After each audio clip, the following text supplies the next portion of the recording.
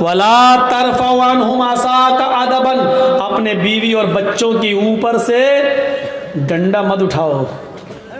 ادب سکھانے کے لیے لاٹھی ڈنڈا رکھے رہو، یعنی کبھی کبھی مارنے کی ضرورت پڑ سکتی ہے، ہلکی پھلکی مار سکتے ہو، ہلکی پھلکی مار. وہ بھی کب بتا دیا کہ جب وہ تمہارے بستر پر کسی ایسے آدمی کو آنے دیں جس کا آنا تمہیں پسند نہیں ہے، یعنی بستر تمہارا اور غیر مرد کو وہ اپنے بستر پہ بلائیں، تب تم اپنی بیوی کو مار سکتے ہو. لیکن ہلکی مار، اتنی نہیں کہ جب پنچایت بیٹھے تو پیٹھ کھول کے دکھائے دیکھو کتنے داغ پڑ گئے، اتنا مارا پیٹھ سوج گئی، اتنی مار نہیں. وہ بھی ایک بات پر بس، کب؟ جب وہ تمہارے بستر پر کسی غیر مرد کو بلائیں. میرا مطلب آپ سمجھ رہے ہوں گے، یعنی آپ کو چھوڑ کر کسی غیر مرد سے تعلق قائم کر لیں تب آپ اپنی بیوی کو مار سکتے. اس وقت بھی طلاق مت دیجئے، اس وقت بھی سمجھائیے، ماریے ہلکی تاکہ وہ سدھر جائے. بستر الگ کر دیجئے، کمرہ الگ کر دیجئے، لیکن گھر میں ہی رکھیے آپ اس کو. ہو سکتا ہے اللہ تعالیٰ پھر محبت پیدا کر دے. میرے بھائیوں، اور اس کے بعد بھی نہیں سدھرتی ہے تب طلاق کی نوبت آتی ہے. یہ 9 چیزیں ہو گئی ہیں. ولا ترفع عنہم عصاک ادبا واخفهم فی اللہ، اور اپنے بیوی بچوں کو اللہ سے ڈراتے رہو. اللہ کے نبی نے اپنی بیوی بچوں کو اللہ سے ڈرایا. یا فاطمہ بنت محمد انقذی نفسک من النار، میری بیٹی فاطمہ دنیا میں عمل کر، یہ مت سمجھنا کہ تیرا باپ نبی ہے تجھے اللہ کے عذاب سے بچا لے گا. نہیں، دنیا میں عمل کر، تیرا باپ قیامت کے دن کوئی کام نہیں آئے گا. سلینی من مالی ما شئت انی لا اغنی عنک من اللہ شیئا، میری بیٹی دنیا میں جو چاہے مجھ سے مانگ لے، جو لینا چاہے مجھ سے لے لے، میں دینے کے لیے تیار ہوں، لیکن قیامت کے دن میں تجھے اللہ کے عذاب سے نہیں بچا سکتا. تجھے عمل کرنا ہوگا. اللہ سے ڈرایا. آپ بھی اپنے بیوی بچوں کو اللہ سے ڈراتے رہیے. میری بہنیں اگر ہیں تو سنو، آج تمہیں خوش کر دیتا ہوں. اگر تمہارا پتی تمہیں پورا خرچہ نہیں دیتا ہے تو تم اپنے پتی کی جیب سے اتنا پیسہ اس کو بتائے بغیر لے سکتی ہو جتنی تمہیں ضرورت ہے. معاف کیجئے گا، 150 روپے ساڑی کی ضرورت ہے تو 3000 مت لینا. میں یہ باتیں بہت کم بتاتا ہوں، اس لیے کہ ایک جلسے میں ہم اپنی بیوی کو لے کر گئے تھے اور وہاں ہم نے یہ بتا دیا، دوسرے دن میری ہی جیب سے 5000 غائب ہو گئے. تو اس لیے تھوڑا ڈر لگتا ہے، عورتیں ناجائز فائدہ اٹھانے لگتی ہیں. پھر بیویوں کو چاہیے کہ وہ اپنے شوہر کی جیب سے اتنا لیں جتنے میں بچوں کا، اور وہ بغیر بتائے بھی لے سکتی ہے. اس کو چوری میں نہیں لکھا جائے گا، کیونکہ عورت آپ کے پیسوں کی حقدار ہے اور آپ اپنے بچوں پر خرچ کریں، یہ آپ کی ذمہ داری بنتی ہے. بہت زیادہ نہیں، بالکل کنجوسی بھی نہیں. اب آدھا کلو گوشت کی ضرورت ہے، آپ 250 گرام لا کے دینا، اتنی پکا چل، یہ بھی نہیں خرچ کیجیے. میاں بیوی میں بہت پیار محبت بھی ہونی چاہیے. اور سنو، عورتیں اگر کبھی غصہ ہوں تو شوہروں کو چاہیے، آپ لوگوں کو، ہمیں اور آپ کو، کہ ان کی کچھ سن لیں. ضروری نہیں کہ اپنی بیوی کی ہر بات کا جواب دیں. حضرت عمر فاروق کے پاس ایک نوجوان آیا شکایت لے کر اپنی بیوی کی، تو ان کے ایک باہر کمرہ بنا ہوا تھا، اس کمرے میں بیٹھ گیا. تو کیا ابھی حضرت عمر نکلیں گے تو اپنی بیوی کی شکایت کریں گے، لیکن دیکھ رہا ہے کہ اندر آواز آ رہی ہے. دروازے پہ کان لگایا تو کیا سن رہا ہے کہ ان کی بیوی عمر کے اوپر برس رہی ہیں. صاحب تم تو چلے جاتے، پکنے کو کون لائے گا، کھانے کو کون لائے گا، آٹا کون لائے گا، چاول کون لائے گا، یہ کون لائے گا، تم تو چلے جاتے ہو، تمہیں فکر ہوتی ہے پھر گھر کی. حضرت عمر سر نیچے ڈال کے کر رہا ہے. یہ کہنے لگا لو، یہ اٹھ کے چلنے لگا. حضرت عمر تھوڑی دیر کے بعد گھر سے نکلے، کمرے میں آئے کہ ہیں یہاں تو ایک آدمی بیٹھا، دیکھا وہ جا رہا ہے، اس کو آواز دی، اے ہلو سنو. اس نے پیچھے مڑ کے دیکھا، ادھر جی تم تو میرے پاس آئے تھے نا. جی ہاں بولو کس کام سے آئے تھے. نہیں امیر المومنین اب وہ کوئی کام نہیں ہے میرا، میں جا رہا ہوں. ارے نہیں تم اتنی دور سے آئے، کام بتاؤ. کیا کام تھا بتاؤ تو صحیح. کہا وہ میرا کیا کام تھا وہ تھا، لیکن وہ آپ کے بس کا نہیں ہے. میں امیر المومنین ہوں، میرے بس کا نہیں ہے. مجھے لوگوں کی خدمت کے لیے لوگوں نے امیر بنایا اور میرے بس کا نہیں ہے. کہا امیر المومنین میری بیوی مجھے الٹا سیدھا بولتی ہے، اتنا بولتی ہے میں سن نہیں پاتا ہوں. میں یہ شکایت لے کے آیا، میں نے سوچا آپ سے کریں گے. سن رہا ہوں یا دیکھتا ہوں کہ آپ تو خود ہی اسی بیماری میں مبتلا. آپ تو خود اپنی بیوی کے سن رہے ہیں. تو میں نے سوچا کہ جب آپ خود اپنا علاج نہیں کر پا رہے تو میرا کیا کریں گے. میں چل دیا. کہا بیٹھو. سنو. کہا کیا؟ بیوی سے جب ملتے ہو، ہم بستری کرتے ہو، تو جو بچہ پیدا ہوتا ہے وہ بچہ کس کا ہے؟ کہا میرا. اس کو نہلانے اور دھلانے کی ذمہ داری کس کی ہے؟ کہا میری. بیوی جو آپ کے بچے کو دودھ پلا رہی ہے، یہ اس کی ڈیوٹی نہیں ہے دودھ پلانا. پلا دیتی ہے. اگر وہ دودھ پلانے کا پیسہ آپ سے مانگے تو آپ کو دینا پڑے گا، لیکن پھر بھی وہ پلا دیتی ہے بیچاری فری میں. یہ کس کی ذمہ داری ہے دودھ پلوانے کی؟ کہا میری. کہا یار جب وہ ہمارے بچے کو نہلا دیتی ہے، دھلا دیتی ہے، لیٹرین کرا دیتی ہے، اس کے گندگی کو صاف کر دیتی ہے، اس کو دودھ پلا دیتی ہے، کھانا پکانے کی ذمہ داری بھی بیوی کی نہیں ہے؟ مولانا صاحب یہ کیا بیان کر رہے ہو؟ گھر کا کہیں الٹا سیدھا نہ ہو جائے معاملہ گڑبڑ. یقین مانیے جب آپ کا نکاح ہوتا ہے تو آپ سے کہا جاتا ہے کہ آپ کا نکاح فلاں فلاں کی بیٹی کے ساتھ اتنے اتنے روپے مہر کے عوض علاوہ نان نفقہ آپ کے ساتھ آپ کے نکاح میں دیا جا رہا ہے. کہ آپ نے قبول کیا؟ تب آپ کہتے ہیں میں نے قبول کیا. اس میں آپ کو کیا کہا جاتا ہے؟ اتنا مہر ہے علاوہ نان نفقہ. یعنی نان مانی روٹی، نفقہ مانی خرچہ، یعنی روٹی اور کپڑا خرچہ یہ سب الگ. اس کے علاوہ روٹی آپ کو دینا ہے، کھانا آپ کو دینا ہے. اگر وہ نہیں پکاتی ہے تو آپ اس سے زبردستی نہیں پکوا سکتے ہیں، اور کھانا آپ کو کھلانا پڑے گا. خود پکاؤ کھلاؤ یا ہوٹل سے لاؤ کھلاؤ، لیکن وہ کھلا دیتی ہے اور پکا دیتی ہے. تو کیا تم اتنا بھی نہیں سن سکتے ہو؟ کہا امیر المومنین اچھا ہوا یہ مجھے بتایا.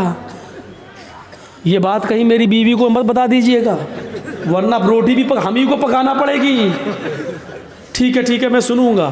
پھر حضرت عمر فاروق نے کہا سنو، تم نے اللہ کے رسول کی حدیث نہیں سنی؟ نہیں سنی.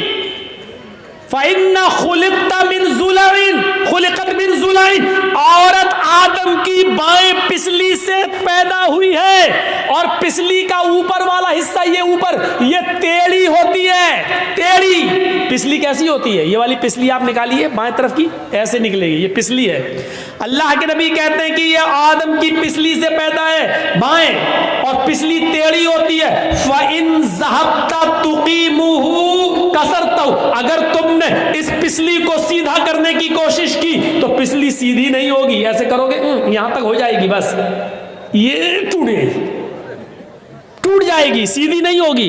فَإِن ذَهَبْتَ تُقِيمُهُ كَسَرْتَهُ. اگر تم نے پسلی کو سیدھا کیا تو توڑ دو گے، اور اگر ایسے ہی چھوڑ دیا تو ٹیڑھی رہے گی. اب بتاؤ ٹیڑھی رکھنا برداشت ہے یا توڑنا برداشت ہے؟ نہیں، ٹیڑھی رکھنا سیدھا ہے، صحیح ہے. توڑنے کا مطلب طلاق، یعنی عورت طلاق لے لے گی یہ گوارا ہے، لیکن تم چاہو کہ سدھر جائے پوری نہیں سدھرے گی. یہ یاد رکھنا. میری بہنیں برا مان رہی ہوں کہ ہم کو اتنا برا کہہ رہا ہے. میں کیا کہہ رہا ہوں؟ اللہ کے نبی نے فرمایا. اللہ کے رسول کو بھی سننا پڑتی تھی. ایک بار حضرت عائشہ صدیقہ ناراض ہو گئیں اور اللہ کے نبی کھجور لے کے ان کے پاس بیٹھے. عائشہ کھاؤ، اور وہ ناراض ہیں، کہتی نہیں کھاؤں گی، بھوک نہیں ہے. چہرہ پھیر لے. ہاں اللہ کے رسول ادھر آ گئے، جہاں چہرہ تھا ان کا ادھر آ گئے. ہم لوگ ہوتے تو کیا کرتے؟ کھاؤ، لو، نہیں کھائیں گے، چہرہ ایسا کر لیا، نہیں بھوک نہیں. کھا رہی کہ نہیں کھا رہی؟ نخرے دکھا رہی ہے. کہا ایک تو منا رہا ہوں. ہم لوگ ادھر نہیں جائیں گے. اللہ کے رسول نے ادھر آ گئے. کھاؤ عائشہ کھاؤ. میں نے کہا نا مجھے بھوک نہیں ہے، پھر چہرہ گھما لیا. آپ پھر ادھر آ گئے. عائشہ نہیں، زیادہ نہیں، چلو کھاؤ، غصہ تھوکو. بسم اللہ، اللہ کے نام سے شروع کرو، چلو اللہ کا نام لو، کھاؤ. حضرت عائشہ بھی جانتی تھی زیادہ نہیں کہلوانا چاہیے. 2 بار کہلوایا، تیسری بار موقع نہیں دیا، لیکن طنز مار دیا. کھجور اٹھا کے کہتے کھاؤ، ایسا بسم اللہ، اللہ کا نام لے کے کھاؤ. اس سے پہلے کہ میں اپنے باپ کا نام لے کے کھاتی تھی، اللہ ہی کا نام لے کے کھاتی تھی. یہ کہا اور کھانا شروع کر دیا. یہ تھی میاں بیوی کی نوک جھوک. کوئی بری بات نہیں، لیکن منانے کا اسٹائل دیکھو. لے کھاؤ، نہیں ہم لوگوں کی طرح نہیں، دکھا نخرے مت دکھا، چل کھا لے، منا رہے ہیں نا ابھی. اللہ کے رسول نے ایسا کبھی نہیں کہا. لو، آ گئے ادھر. یہ ہوتا تھا. حضرت عمر نے کہا اگر اللہ کے نبی نے کہا اگر تم اس کو سیدھا کرو گے تو ٹوٹ جائے گی اور ایسے ہی چھوڑ دو گے تو ٹیڑھی رہے گی، یعنی کچھ ٹیڑھا پن منظور کر لو، عورت کے اندر کچھ کمیاں ہیں برداشت کر لو، لیکن سیدھا کرنے کی کوشش کرو گے تو ٹوٹ جائے گی، طلاق ہو جائے گی۔ کتنی بہترین چیز بتائی۔ وَأَنفِقْ عَلَىٰ عَيَالِكَ، اپنے بیوی بچوں پر خرچ کرو، حیثیت کے مطابق، استطاعت کے مطابق۔ عورت کو بھی چاہیے کہ اپنے شوہر کی کا معاملہ دیکھے، بیچارہ بزنس کرتا ہے یا رکشہ چلاتا ہے یا مزدوری کرتا ہے، اسی حساب سے وہ اپنے شوہر سے اپنے خرچ کا مطالبہ مانگے، زیادہ مطالبہ وہ نہ کرے۔ یہ کتنی چیزیں ہو گئیں؟ 8۔ اور 9ویں چیز، ہاں یہ تھوڑی سی سخت ہے، وَلَا تَرْفَعْ عَنْهُمْ عَصَاكَ عَدَبًا، اپنے بیوی اور بچوں کی اوپر سے ڈنڈا مت اٹھاؤ۔ ادب سکھانے کے لیے لاٹھی ڈنڈا رکھے رہو، یعنی کبھی کبھی مارنے کی ضرورت پڑ سکتی ہے، ہلکی پھلکی مار سکتے ہو، ہلکی پھلکی مار۔ وہ بھی کب؟ بتا دیا کہ جب وہ تمہارے بستر پر کسی ایسے آدمی کو آنے دیں جس کا آنا تمہیں پسند نہیں ہے، یعنی بستر تمہارا اور غیر مرد کو وہ اپنے بستر پہ بلائیں، تب تم اپنی بیوی کو مار سکتے ہو، لیکن ہلکی مار، اتنی نہیں کہ جب پنچایت بیٹھے تو پیٹھ کھول کے دکھائے دیکھو کتنے داغ پڑ گئے، اتنا مارا پیٹھ سوج گئی، اتنی مار نہیں۔ وہ بھی ایک بات پر بس، کب؟ جب وہ تمہارے بستر پر کسی غیر مرد کو بلائیں، میرا مطلب آپ سمجھ رہے ہوں گے، یعنی آپ کو چھوڑ کر کسی غیر مرد سے تعلق قائم کر لیں، تب آپ اپنی بیوی کو مار سکتے۔ اس وقت بھی طلاق مت دیجئے، اس وقت بھی سمجھائیے، ماریے ہلکی تاکہ وہ سدھر جائے، بستر الگ کر دیجئے، کمرہ الگ کر دیجئے، لیکن گھر میں ہی رکھیے آپ اس کو، ہو سکتا ہے اللہ تعالیٰ پھر محبت پیدا کر دے۔ میرے بھائیوں، اور اس کے بعد بھی نہیں سدھرتی ہے تب طلاق کی نوبت آتی ہے۔ یہ 9 چیزیں ہو گئی ہیں۔ وَلَا تَرْفَعْ عَنْهُمْ عَصَاكَ عَدَبًا وَأَخِفْهُمْ فِي اللَّهِ، اور اپنے بیوی بچوں کو اللہ سے ڈراتے رہو۔ اللہ کے نبی نے اپنی بیوی بچوں کو اللہ سے ڈرایا، یا فاطمہ بنت محمد انقذی نفسک من النار، میری بیٹی فاطمہ دنیا میں عمل کر، یہ مت سمجھنا کہ تیرا باپ نبی ہے تجھے اللہ کے عذاب سے بچا لے گا، نہیں، دنیا میں عمل کر، تیرا باپ قیامت کے دن کوئی کام نہیں آئے گا۔ سلینی من مالی ما شئت انی لا اغنی عنک من اللہ شیئا، میری بیٹی دنیا میں جو چاہے مجھ سے مانگ لے، جو لینا چاہے مجھ سے لے لے، میں دینے کے لیے تیار ہوں، لیکن قیامت کے دن میں تجھے اللہ کے عذاب سے نہیں بچا سکتا، تجھے عمل کرنا ہوگا۔ اللہ سے ڈرایا، آپ بھی اپنے بیوی بچوں کو اللہ سے ڈراتے رہیے۔ 12:40 ہو چکے ہیں میرے بھائی، ہم اللہ سے دعا کرتے ہیں کہ بار الہ ہماری خطاؤں کو معاف فرما دے، ہمارے گناہوں کو بخش دے، یہ 10 چیزیں ہمارے اندر پیدا فرما دے، شرک سے ہمیں بچا لے، ماں باپ کا فرما بردار بنا دے، 5 وقت کا نمازی بنا دے، شراب ہم کو اور ہمارے معاشرے کو شراب سے پاک و صاف کر دے، گناہوں کے کاموں سے ہمیں بچا لے۔ اے اللہ، جب تک تو ہمیں زندہ رکھ، اسلام پر زندہ رکھنا، اور جب ہمارا خاتمہ ہو تو ایمان پر ہمارا خاتمہ فرمانا۔ وما علینا الا البلاغ المبین، وآخر دعوانا ان الحمد للہ رب العالمین۔ السلام علیکم ورحمۃ اللہ وبرکاتہ۔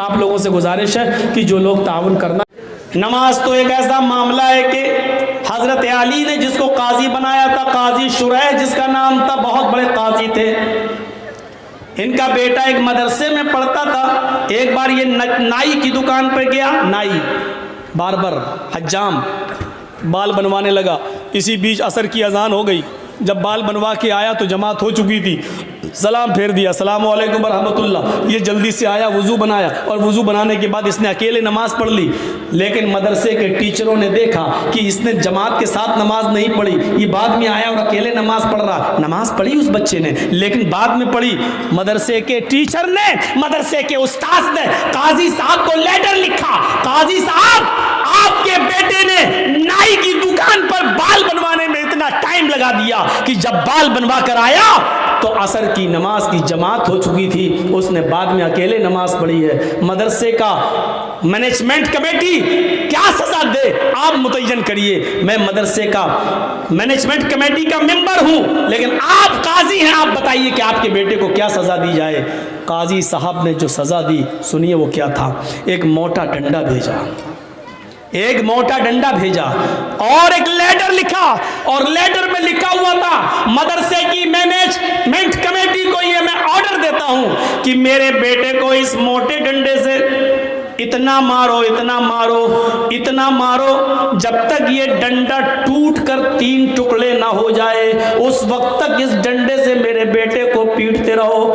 جب یہ ڈنڈا 3 ٹکڑے ہو جائے تو میرے بیٹے کو پیٹنا چھوڑ دینا اور اس کا کھانا پانی بند کر کے کمرے میں بند کر دینا۔ اگر وہ توبہ کر لے اور اصرار کرے کہ آئندہ میں کبھی اتنے تنگ وقت میں بال نہیں بنواؤں گا، یا کوئی تنگ وقت میں ٹائٹ شیڈیول میں نماز کا وقت قریب ہو تو میں کوئی دوسرا کام نہیں کروں گا، اگر اس بات کا اقرار کرے تو چھوڑ دینا، ورنہ بھوکا پیاسا اگر مرتا ہے تو مر جانے دینا۔ یہ قاضی کا فیصلہ ہے اپنے بیٹے کے بارے میں، قاضی شریح کا۔ ہم اپنی نوجوان نسل کو اینڈرائڈ موبائل ان کے ہاتھوں میں دے دیتے ہیں اور سمجھتے ہیں کہ میرا بیٹا فجر میں جماعت کے ساتھ نماز پڑھے گا۔ جو آپ کا بیٹا رات کے 12 بجے تک 2 GB ملنے والے نیٹ ورک کو ختم کرنے میں رات گزار دیتا ہو، آپ اپنے اس بیٹے سے یہ امید رکھتے ہیں کہ وہ فجر کی نماز جماعت کے ساتھ ادا کرے گا۔ ان سردیوں کی راتوں میں آن لائن پڑھائی کے بہانے آپ کی بیٹیاں موبائل استعمال کر کے واٹس ایپ اور فیس بک یوز کر رہی ہیں، اور آپ یہ امید رکھتے ہیں کہ ہماری بیٹیاں با پردہ اور با حیا ہو جائیں گی، نقاب لگائیں گی، خوشبو سے پاک صاف رہ کر بازار میں یا اپنے میکے یا کہیں اور جائیں گی۔ یہ آپ آج کے اس دور میں امید لگا رہے ہیں تو بیکار ہے۔ اگر آپ نے اپنی بیٹی کو اینڈرائڈ موبائل دے رکھا ہے، فیس بک اور میسنجر اور واٹس ایپ اگر وہ چلا رہی ہیں تو یاد رکھیے گا آپ اپنی بیٹی پر بھروسے کے لائق نہیں ہیں۔ آپ کی نظر میں آپ کی بیٹی کتنی پاک صاف ہو، لیکن آپ کو اپنی بیٹی پر بھروسہ نہیں کرنا چاہیے، اعتماد نہیں کرنا چاہیے، اس لیے کہ واٹس ایپ اور میسنجر اور فیس بک چلانے والی لڑکی کا اعتبار نہیں کیا جا سکتا ہے۔ آج کے اس دور میں جب حضرت عائشہ صدیقہ کے اوپر تہمت لگ سکتی ہے، حضرت عائشہ صدیقہ الزام سے اپنے آپ کو نہیں بچا سکتی ہیں، تو ہماری بیٹیاں ان سے زیادہ پاک دامن تو نہیں ہیں، ہماری بچیاں ان سے زیادہ نیک تو نہیں ہیں۔ جب منافقوں نے، جھوٹوں نے، جب کجروؤں نے اور دل کے گندے لوگوں نے اما عائشہ کو نہیں چھوڑا تو ہماری بیٹیوں کو کیسے چھوڑیں گے؟